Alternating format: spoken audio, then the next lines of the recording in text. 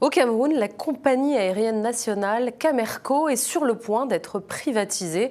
Dans une correspondance, le président Paul Biya demande au Premier ministre ainsi qu'aux autorités de tutelle d'élaborer un plan de restructuration, de relance et de développement de cette compagnie dans l'optique d'ouvrir son capital à hauteur de 51% à un partenaire stratégique privé.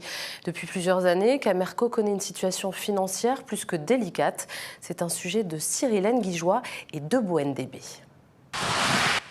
L'État camerounais avait misé gros pour le développement de cette compagnie aérienne.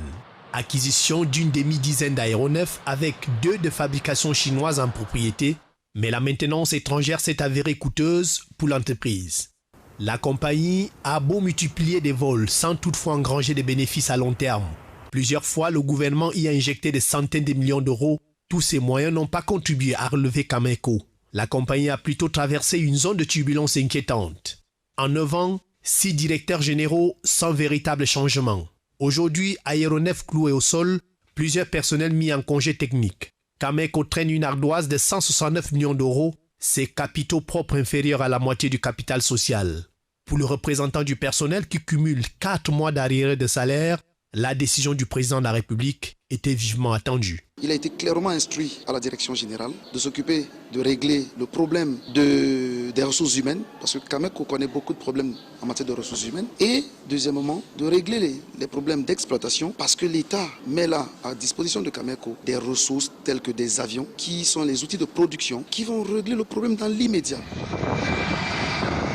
Le plan de restructuration de relance et du développement de Camerco et l'ouverture de son capital à 51% sont conformes à l'article 5 du décret du 11 septembre 2006 portant création de la compagnie. Pour ce consultant économique, l'État devrait mettre un point d'honneur sur le choix du modèle économique pour éviter un nouveau crash.